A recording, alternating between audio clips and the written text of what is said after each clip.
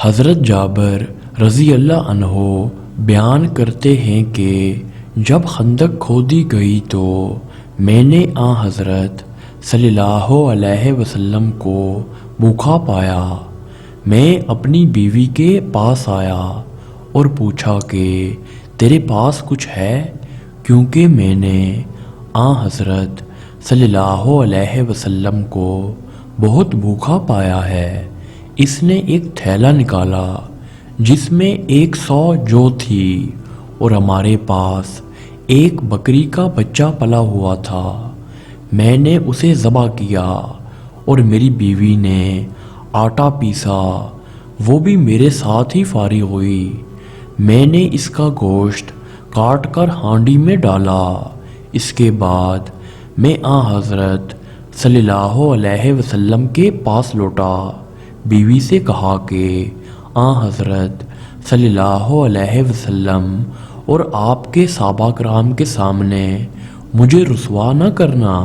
جب میں آپ صلی اللہ علیہ وسلم کے پاس آیا تو چپکے سے عرض کیا، یا رسول اللہ، ہم نے ایک بکری کا بچہ ذبح کیا ہے اور 1 سا جو کا آٹا ہمارے پاس تھا وہ تیار کیا ہے، تو آپ صلی اللہ علیہ وسلم چند لوگوں کے ساتھ تشریف لے چلیے۔ یہ سن کر آن حضرت صلی اللہ علیہ وسلم نے پکارا اور فرمایا، اے خندق والو، جابر نے تمہاری دعوت کی ہے، لہٰذا چلو۔ آن حضرت صلی اللہ علیہ وسلم نے فرمایا، میرے آنے تک ہانڈی نہ اتارنا اور نہ گوندے ہوئے آٹے کی روٹی پکانا۔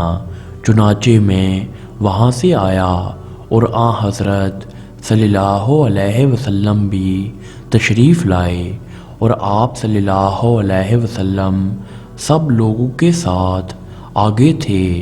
میں اپنی بیوی کے پاس آیا، وہ بولی، تمہاری ہی رسوائی ہوگی۔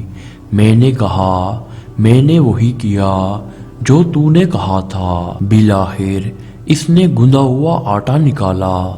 آپ صلی اللہ علیہ وسلم نے اس میں لعاب دان ملا دیا اور برکت کی دعا کی، پھر ہانڈی میں لعاب دان ملایا۔ اس کے بعد فرمایا، ایک روٹی پکانے والے کو اور بلا لو جو میرے ساتھ روٹی پکائے، اور ہانڈی سے سالن نکالو، مگر اوپر سے ڈھکن نہ اتارنا۔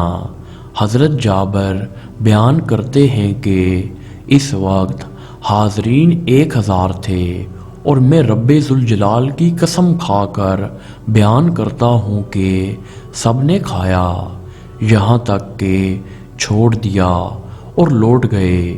ہماری ہانڈی کا وہی حال تھا کہ ابل رہی تھی، اور آٹا بھی اسی طرح تھا، اس کی روٹیاں پک رہی تھی۔ سبحان اللہ۔